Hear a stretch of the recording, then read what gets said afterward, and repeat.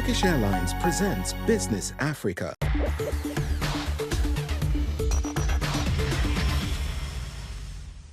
Hello and a warm welcome to this new edition of Business Africa. I'm your host this week, Lauriane Vufokana. The top stories.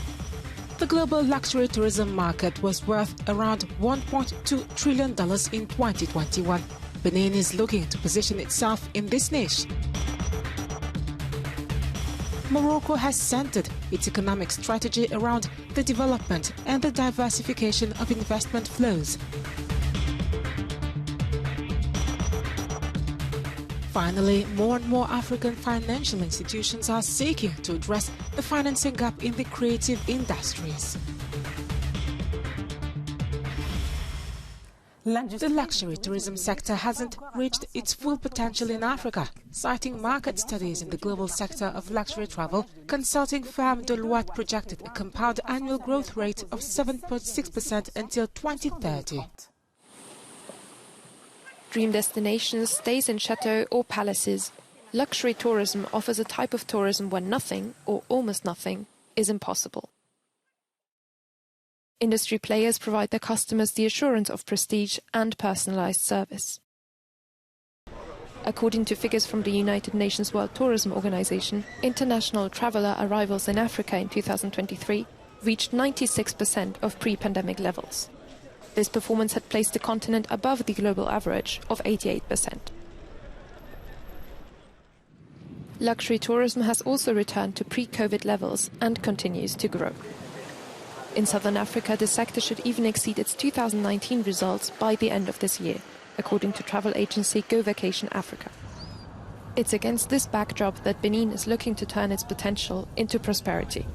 In mid-October, the country's official tourism development agency announced the signing of a partnership with the Sofitel Cotonou Marina Hotel and Spa, Benin's first five-star establishment.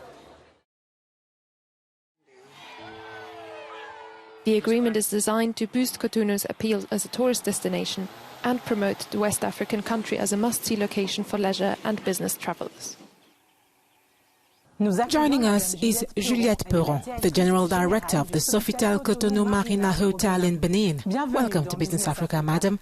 Why did you choose Benin when luxury tourism on the continent is mostly associated with southern Africa? When we chose to set up in Benin, we chose to set up in a country that clearly positions tourism as one of the pillars of its development. Their tourism strategy relies on three pillars: memorial tourism, cultural tourism, and business tourism, of course. This sector did not have five-star luxury hotels to offer to all its potential travellers. And so to effectively showcase what luxury hotels can do in Benin was a magnificent challenge that the Sofitel was eager to take up. How does your hotel contribute to the local economy? Today we already have more than 375 employees and we continue to expand. In the long term, we expect to have around 450 employees, rising to 500 depending on the period. So we're already creating jobs. We also contribute to the economy through all the service providers who work with us. A hotel is a small town. It's a large microcosm that allows us to have a certain number of service providers, suppliers and employees who all work together to perform to our customers' satisfaction. What challenges did you face? We faced our biggest challenge during the hiring process, but unlike many destinations in the world, today not at all in terms of volume. In other words, for the first 250 positions we opened, we received over 7,000 resumes. So really we were spoilt for choice.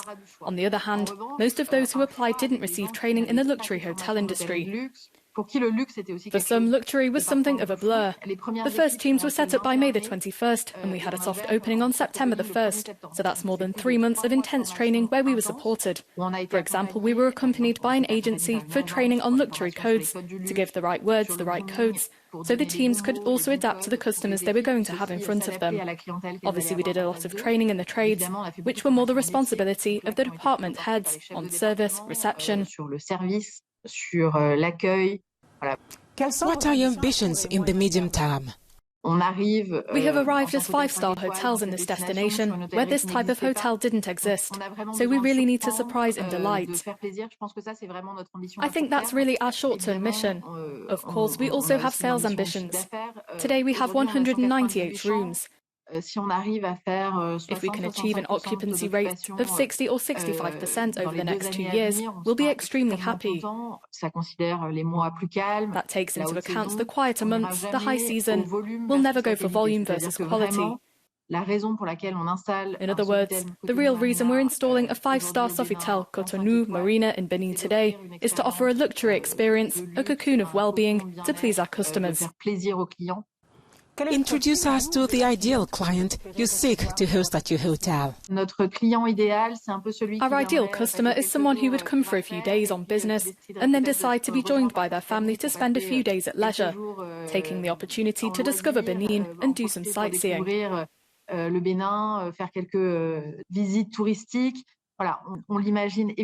Of course, we can imagine them to be very Pan-African, since Benin is a hub in the making for West Africa. We also see it as European, thanks to the air bridge that exists today. And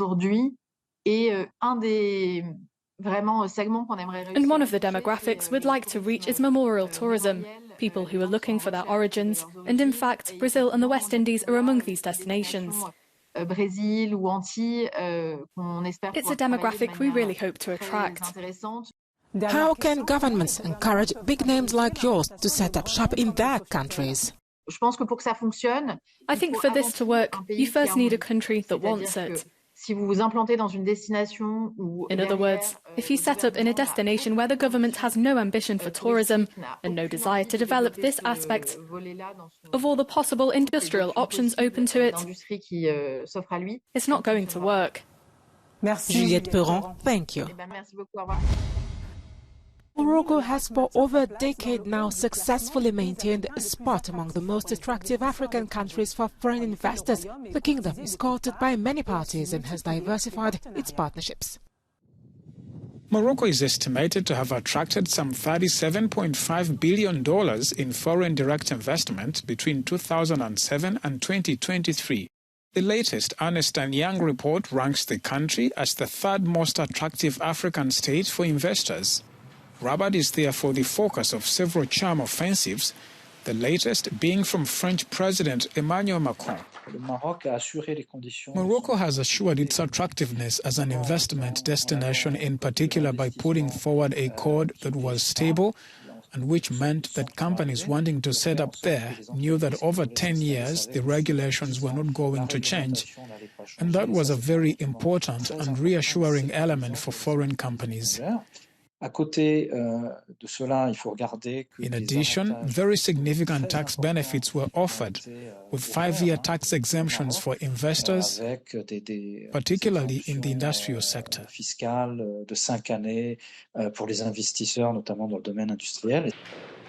The United States, the United Kingdom, and the United Arab Emirates are also among Morocco's leading foreign investors. But despite the success of a proactive policy, the Maghreb country still suffers from highly uneven development. One of the consequences of the development of Morocco's major cities is the real inflation felt by low-income Moroccan families who can no longer afford housing in the major cities. And this is fueling a very strong social protest movement. According to IMF forecasts, Morocco should achieve a growth rate of 3.6% in 2025. Creative industries, or CCIs, generate some $2.25 trillion globally every year. African financial institutions are increasingly involved in ensuring that the sector's potential is fully exploited on the continent. Africa and the Middle East are bustling with creative energy, yet their cultural industries contribute only 3% to global revenue in these sectors. The reason?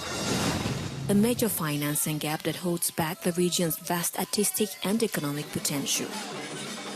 The African Export-Import Bank recently increased its investment in the sector through its Canex program, an initiative praised even as experts note there's room for improvement.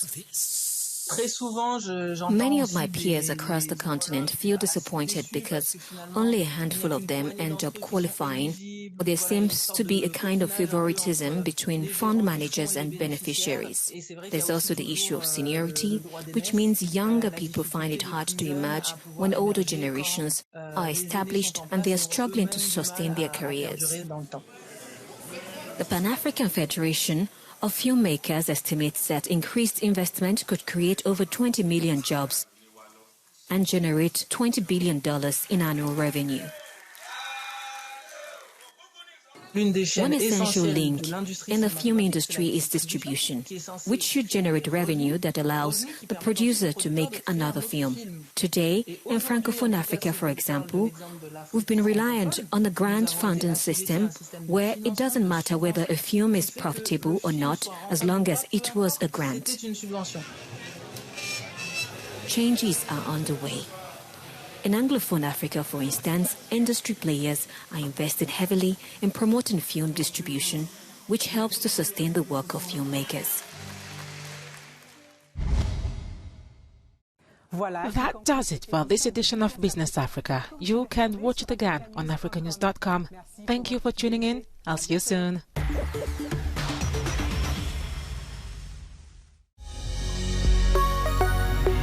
Business Africa was presented by Turkish Airlines.